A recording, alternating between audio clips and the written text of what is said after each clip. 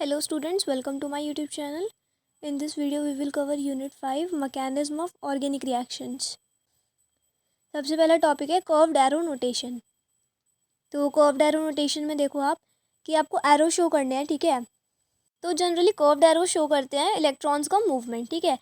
ए का electron B पर जा रहा है तो इसको हम एरो से शो करेंगे जो कि कर्व्ड एरो होगा, ठीक है।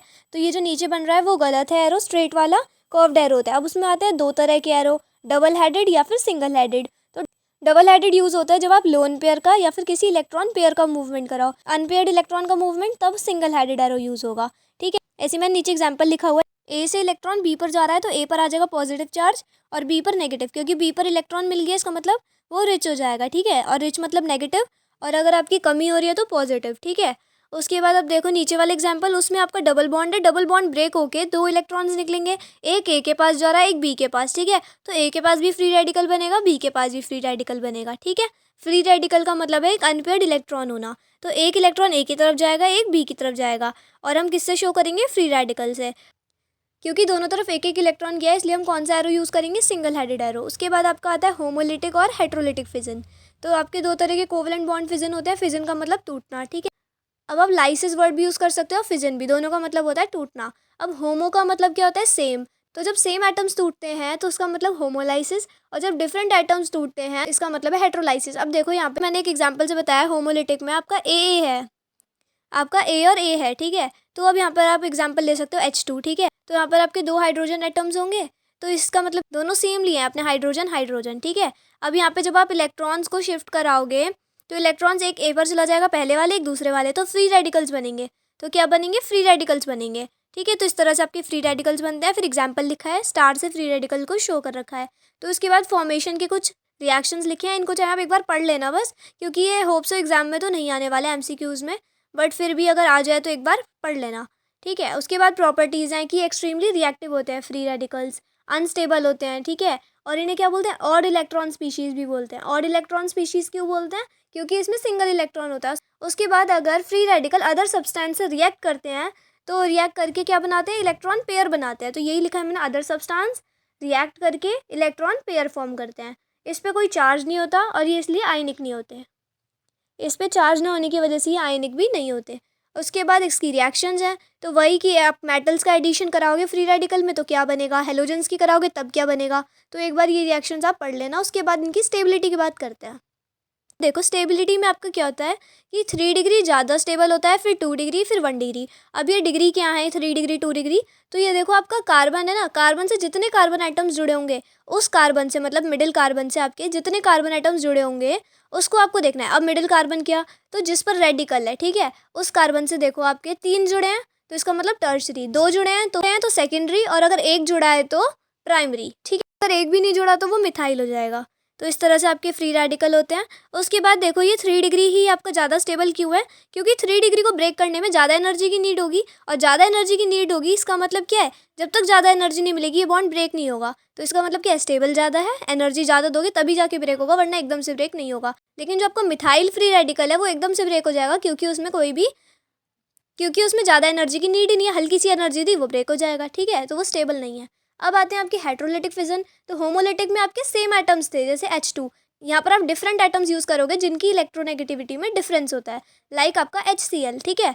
तो अब इस तरह से आप क्या करोगे, तो इलेक्ट्रोनेगेटिव होगा वो इलेक्ट्रॉन्स को खींच लेगा, ठीक है, और उस पर कौन सा चार्ज होगा? Negative charge. तो वो क्या बनाएगा? Carbon ion. तो अब देखो इसको बना के दिखाया हुआ है कि आपका कार्बन से ए बॉन्ड जुड़ रखा है, ठीक है। अब जब हम बॉन्ड तोड़ेंगे तो ए क्या करेगा? हाईली इलेक्ट्रोनेगेटिव होगा, वो इलेक्ट्रॉन्स खींच के चला जाएगा, तो उस पर नेगेटिव चार्ज आ जाएगा, और कार्बन पे पॉजिटिव। तो जब कार्बन पे पॉजिटिव चार्ज आएगा तो कार्बो मतलब कार्बन, और कैटायन मतलब पॉजिटिव चार्ज, तो कार्बो कैटायन फॉर्म हो जाएगा, ठीक है। तो कार्बो कैटायन फॉर्म हो जाएगा। उसके बाद कार्बो एनायन कैसे बनेगा? तो जब कार्बन पे नेगेटिव चार्ज आएगा। तो वो कब आएगा? जब आपका बी ग्रुप जो होगा वो डोनेटिंग ग्रुप होगा। तो जब आपका बी ग्रुप डोनेटिंग ग्रुप होगा तो वो कार्बन को इलेक्ट्रॉन्स दे देगा, खुद कमी हो जाएगी उसके पास, तो उस पर पॉजिटिव चार्ज आ जाएगा बी पर, और कार्बन पे नेगेटिव, तो वो कार्बन एनायन फॉर्म करेगा। तो ऐसी इसकी रिएक्शंस लिखी हैं, इनको भी एक बार पढ़ लेना चाहें आप कि प्रोटोनेशन क्या है, तो मैंने हिंदी में भी लिख रखा है, आपको समझ आ जाएगा। कार्बोकेटायन की स्टेबिलिटी देखो अब, तो कार्बोकेटायन भी 3 डिग्री स्टेबल है।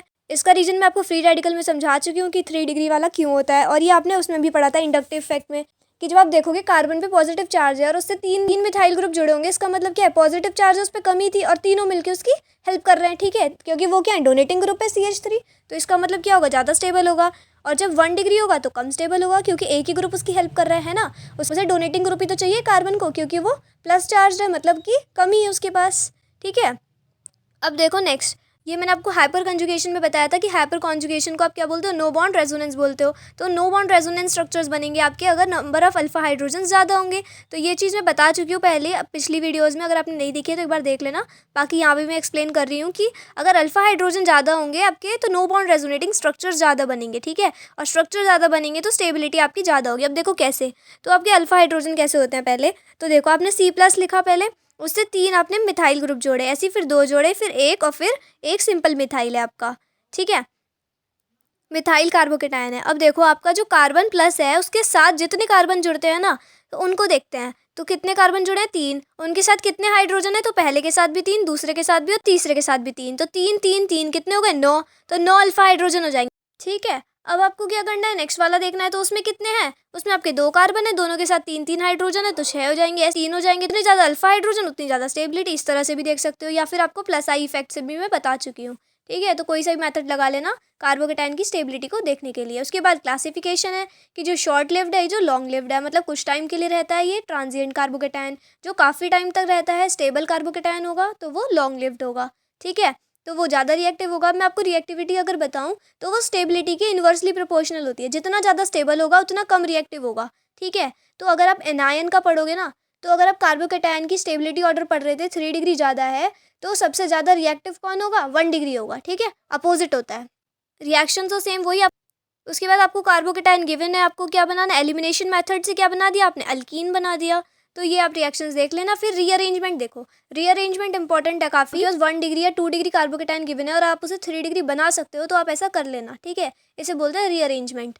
तो आपका 3 डिग्री ज़्यादा स्टेबल होता है ना, 1 डिग्री के मुकाबले 2 डिग्री ज़्यादा स्टेबल होगा। तो देखो पहले एग्जाम्पल में आपको 1 डिग्री गिवन है, ठीक है, 1 डिग्री कैसे, जो C+ है उसके साथ एक ही कार्बन जुड़ा हुआ है, ठीक है। अब आपको क्या करना है, इसे स्टेबल बनाना है, तो आपने H को शिफ्ट करके उधर पहुंचा दिया और प्लस साइन नीचे ले आए, ठीक है, तो इससे क्या हो गया, आपका 2 डिग्री बन गया, क्योंकि जो R होता है वो क्या, अल्काइल ग्रुप, तो इसका मतलब एक कार्बन वहाँ पे है और एक कार्बन CH3 जो है, ठीक है, और एक कार्बन CH3 वाला, ठीक है, तो इसका मतलब ये क्या बन जाएगा, 2 डिग्री का मोर स्टेबल बन जाएगा। ऐसे 1 डिग्री का नीचे गिवन है, वो क्या बन गया, 3 डिग्री का स्टेबल बन गया, तो ये आप चेक कर लेना। फिर 2 डिग्री का था, वो 3 डिग्री का कार्बोकेटाइन स्टेबल बन गया।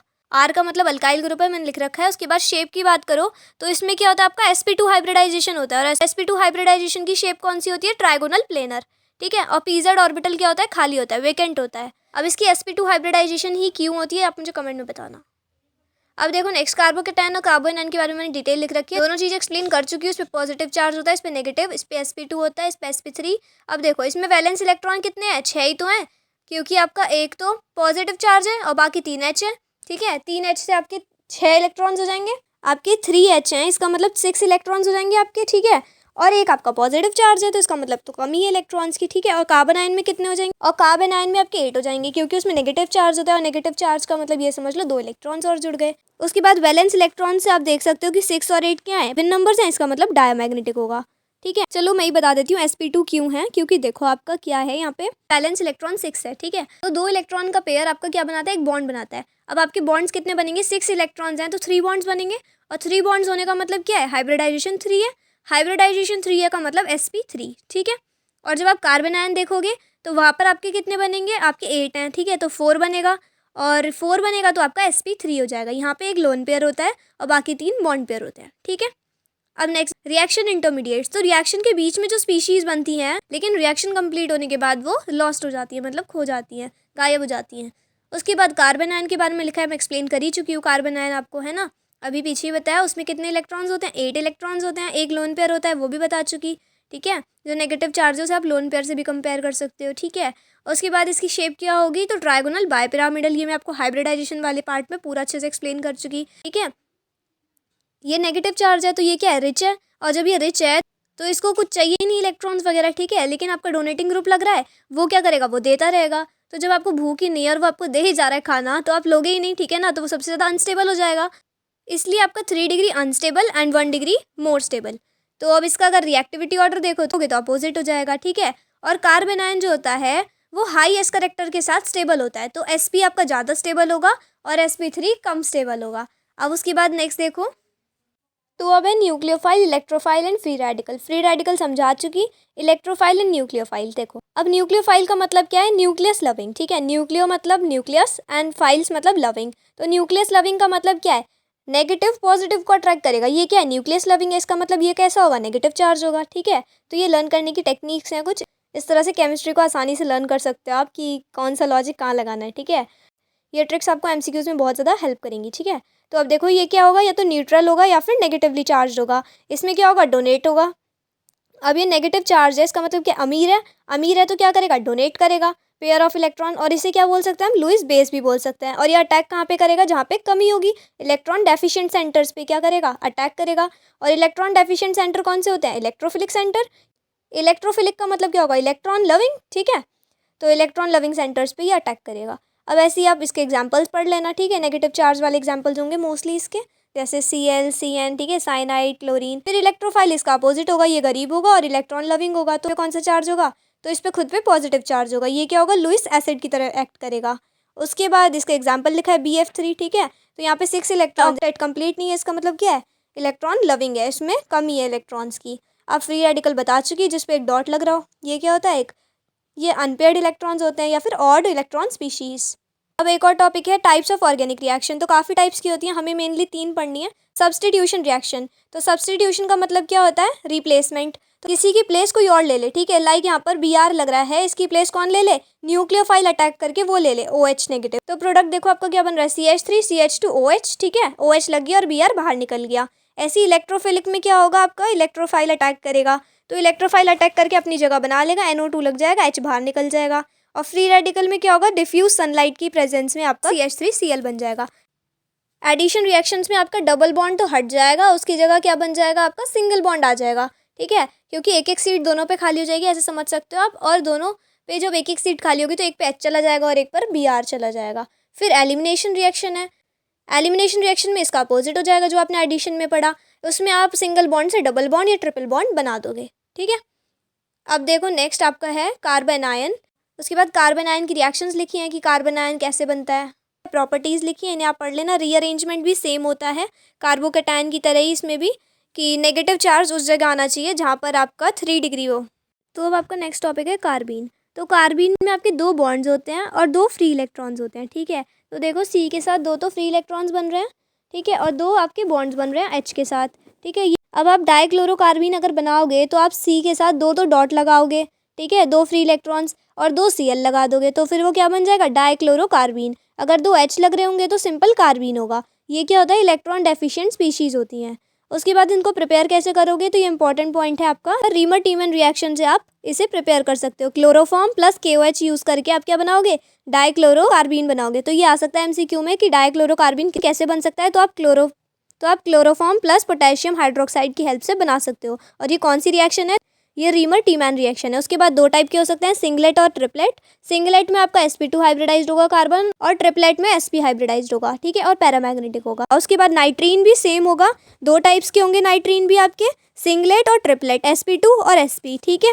सिंगलेट नाइट्रीन आपका sp2 हाइब्रिडाइज्ड होगा और ट्रिपलेट नाइट्रीन sp। और इसको कैसे बनाओगे, तो इसमें 2 लोन पेयर्स होंगे और 1 बॉन्ड होगा। इसकी प्रिपरेशन सिंपल है, पढ़ना चाहो पढ़ लेना एक बार, और प्रॉपर्टीज़ भी पढ़ लेना। इसमें भी स्टेबिलिटी के लिए रीअरेंजमेंट करते हैं, ठीक है। अब आपका आता है बेंजाइन। बेंजाइन भी सिंपल है, इसमें जैसे आप बेंजीन बनाते हो ना, बस उसमें एक एक्स्ट्रा बॉन्ड लगा देना, एक्स्ट्रा पाई बॉन्ड, उसमें एक एक्स्ट्रा पाई बॉन्ड लगा देना, ठीक है, बाहर की तरफ, तो आपका बेंजाइन बन जाएगा। सो ये चैप्टर कंप्लीट होता है। मिलते हैं नेक्स्ट वीडियो में न्यू चैप्टर के साथ। अगर पसंद आए तो लाइक शेयर एंड सब्सक्राइब कर दीजिएगा। Bye guys.